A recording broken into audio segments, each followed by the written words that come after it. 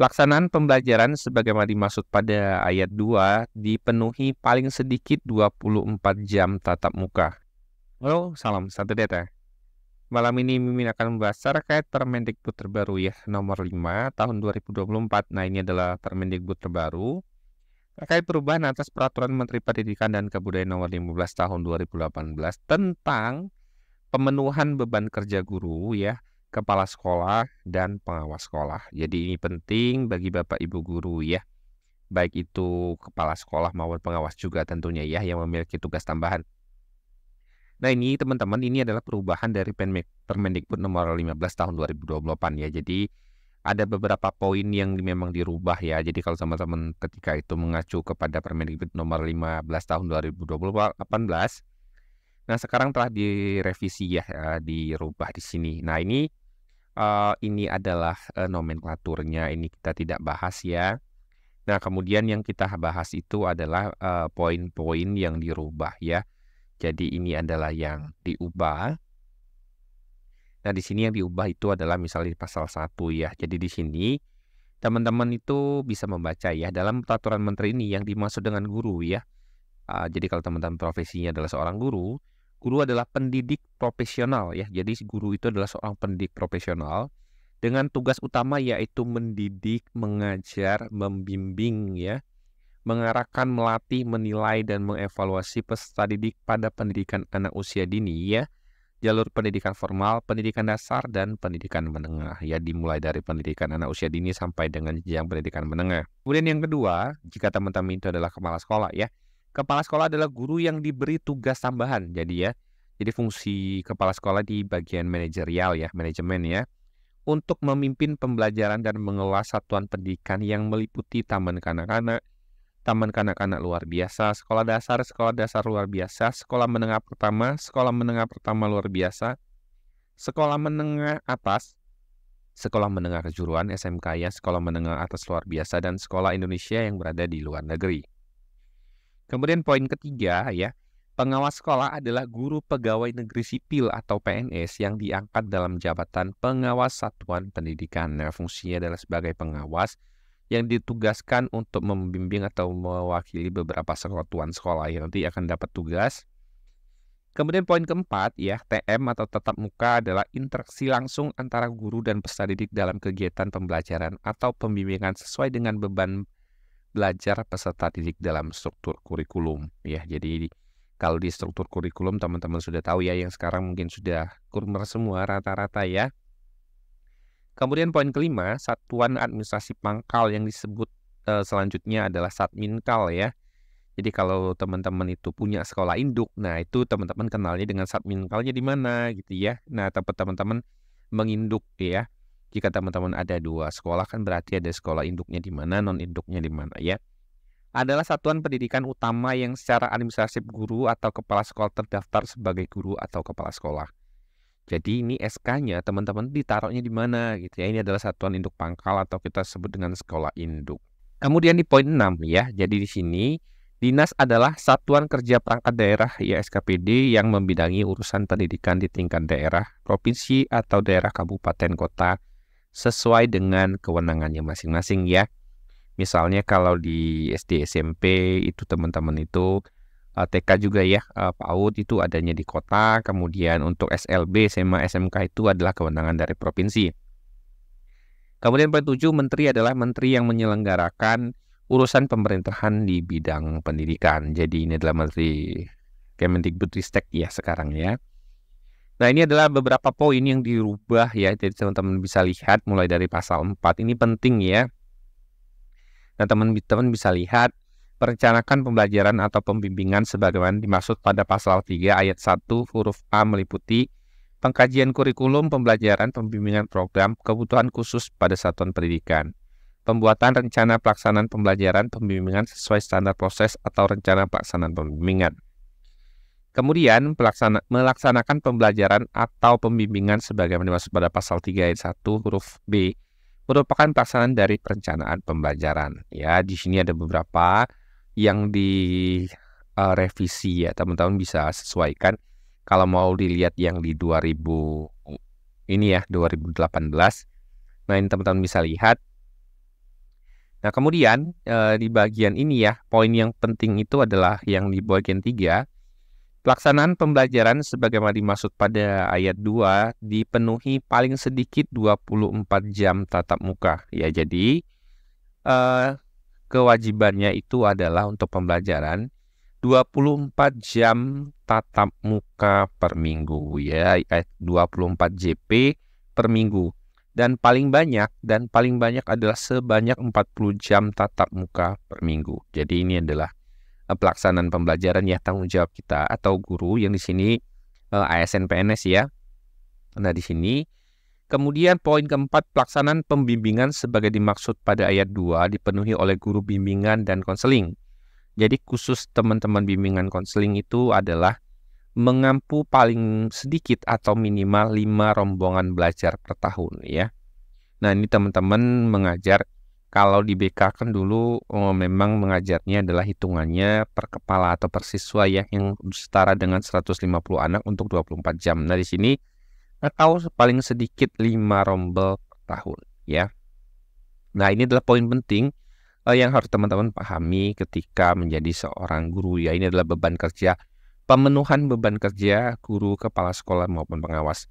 Nah, kemudian tugasnya ini juga dibahas ya, menilai hasil pembelajaran atau pembimbingan sebagai dimaksud pasal 3 ayat 1 huruf C. Merupakan proses pengumpulan data, pengolahan informasi untuk mengukur pencapaian hasil belajar peserta didik pada aspek sikap, pengetahuan, dan keterampilan. Kemudian membimbing dan melatih peserta didik sebagaimana dimaksud dalam pasal 3 ayat 1 huruf D dapat dilakukan melalui kegiatan kokurikuler dan atau kegiatan ekstrakurikuler. Nah, ini paham ya, jelas ini ya. Kemudian yang poin penting berikutnya adalah di pasal 7 ya. Nah, ini juga teman-teman bisa bandingkan ya di sini tugas-tugasnya ya. Di sini teman-teman bisa lihat perubahannya sama dengan yang terbaru. Di poin 7, tugas tambahan yang melekat pada pelaksanaan tugas pokok sesuai dengan beban kerja dimaksud pasal 3 ayat 1 huruf E meliputi. Yang pertama adalah wakil kepala satuan pendidikan ya. Kemudian yang kedua, ketua program keahlian satuan pendidikan. Kemudian yang ketiga adalah kepala perpustakaan satuan pendidikan. Kemudian berikutnya adalah kepala laboratorium, Kaleb, kepala bengkel, kabeng ya, dan pembelajaran industri atau pembelajaran industri satuan pendidikan. Kemudian berikutnya adalah pembimbingan khusus pada satuan pendidikan yang menyelenggarakan pendidikan inklusif atau pendidikan terpadu. Kemudian yang F adalah tugas tambahan selain sebagaimana dimaksud dalam huruf A sampai dengan huruf E yang terkait dengan pendidikan di satuan pendidikan. Ya, ini di luar A sampai E ini ya. Kemudian kita, satu lagi, ini yang paling penting ya. Tugas tambahan sebagaimana dimaksud pada ayat 7 huruf A sampai dengan huruf D yang sini ya, A, B, C, D ini ya, sampai di bagian sini dilaksanakan pada satuan administrasi pangkalnya. Jadi teman-teman itu menjadi posisi tugas tambahan ini pada satuan induknya ya, jadi di sekolah induk teman-teman ya.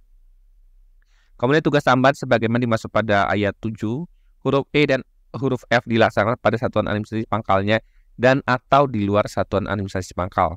Jadi untuk 2 poin ini bisa di sekolah induk maupun di sekolah non-induk ya. Jadi teman-teman bisa baca. Kemudian di bagian pasal 5, nah ini juga paling penting sebenarnya bagi teman-teman. Tugas tambahan sebagaimana dimaksud dalam pasal 4 ayat 7 huruf A sampai dengan huruf D diekuivalensikan dengan 12 JP ya.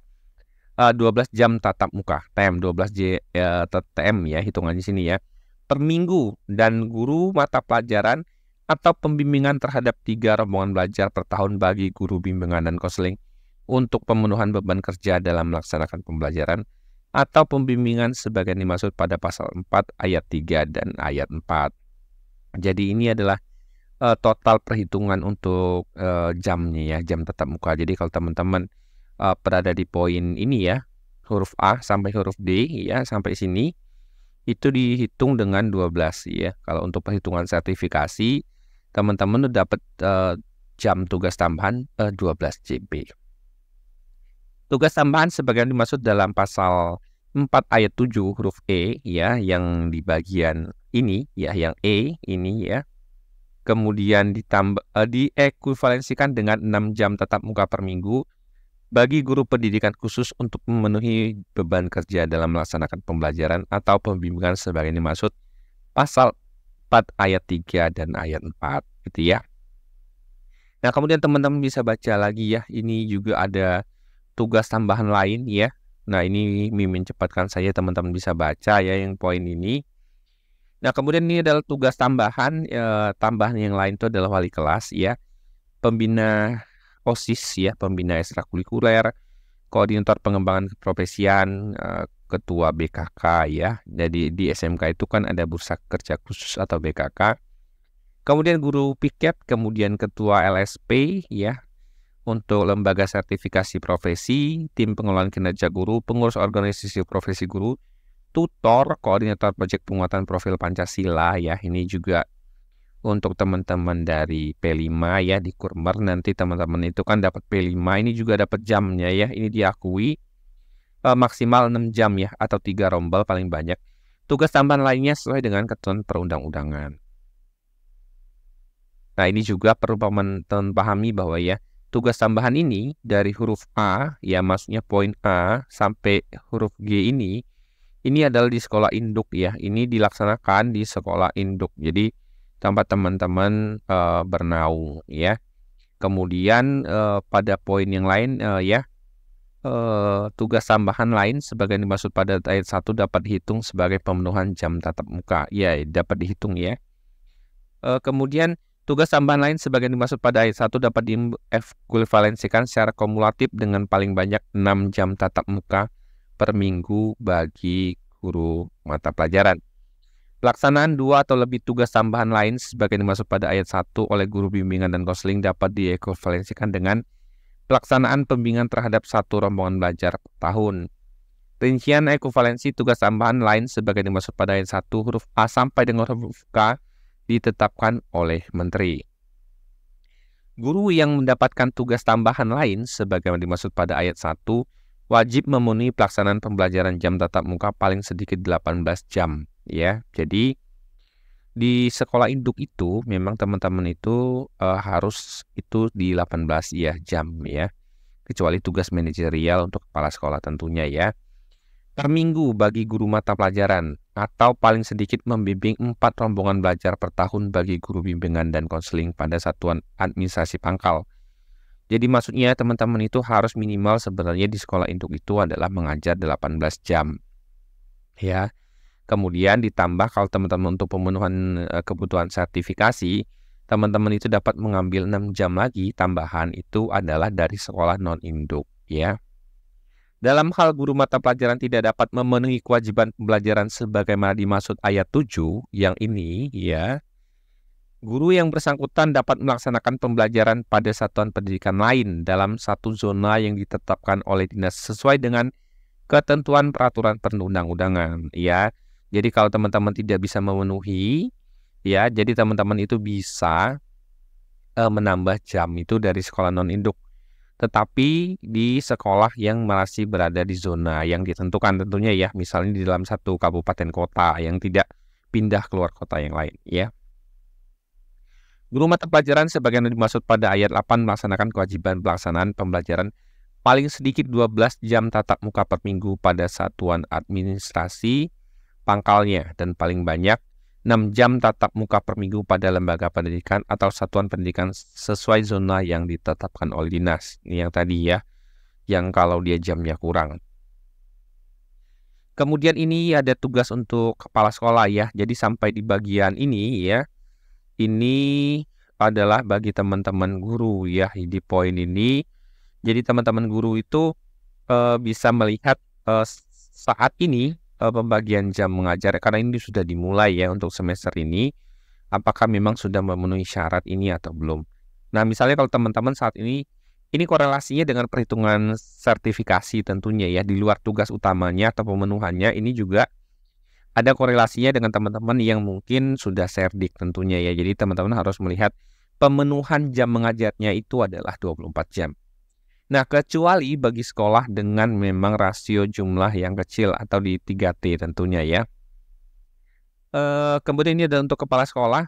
Nah, kepala sekolah itu adalah tugasnya di bagian ini ya, manajerial, pengembangan kewirausahaan dan supervisi kepada guru ya. Jadi tugasnya kepala sekolah satunya adalah bebannya melakukan supervisi ya secara rutin terhadap guru-guru yang berada di sekolahnya. Nah, ini adalah tugasnya ya. Beban kerja kepala sekolah sebagaimana dimaksud pada ayat 1 yang satu ini ya, ekuivalen dengan pelaksanaan pembelajaran atau pembimbingan sebagaimana dimaksud pasal 4 ayat 3 dan ayat 4. Nah, ketika disebutkan seperti ini, teman-teman tinggal balik saja ke atas, lihat ya di poin-poinnya. Merupakan bagian dari pemenuhan beban kerja selama 37,5 jam kerja efektif ya, sebagaimana dimaksud pasal 2. Jadi memang total efektifnya itu 40 ya, dikurangin istirahat tentunya ya, dan ini totalnya adalah 37,5 jam. Rincian ekuivalensi beban kerja kepala sekolah sebagian besar pada ayat 2 ditetapkan oleh menteri ya. Ini adalah untuk kepala sekolah. Kemudian ini adalah untuk pengawas ya. Jadi pasal 10 ini adalah untuk pengawas. Kemudian di pasal 9 adalah untuk teman-teman Kepsek. Beban kerja pengawas sekolah sebagaimana dimaksud pasal 2 dalam melaksanakan tugas pengawasan, pembimbingan, dan pelatihan profesional terhadap guru ekuivalen dengan pelaksanaan pembelajaran atau pembimbingan sebagaimana dimaksud pasal 4 ayat 3 dan ayat 4 ya.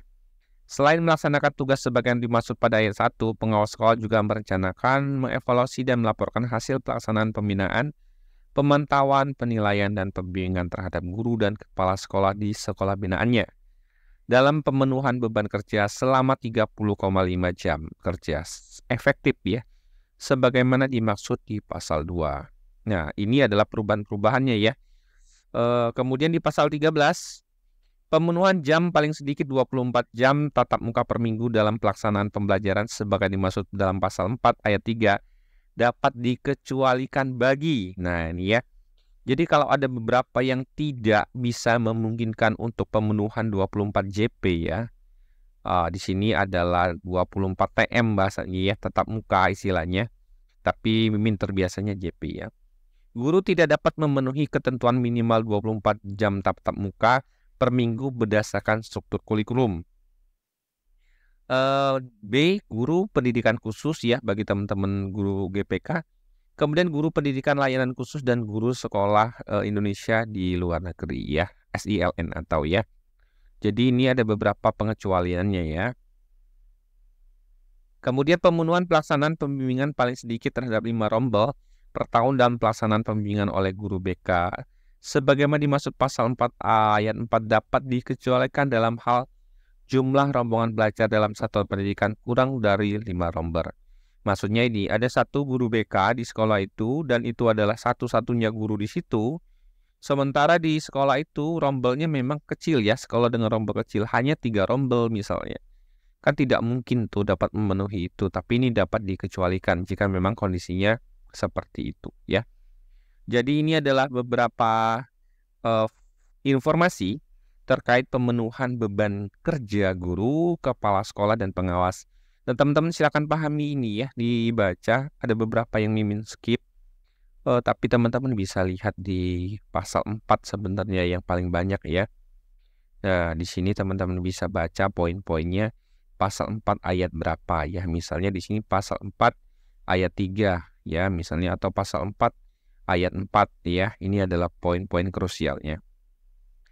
Dan inilah informasinya, semoga informasi yang Mimin sampaikan bermanfaat. Salam satu data.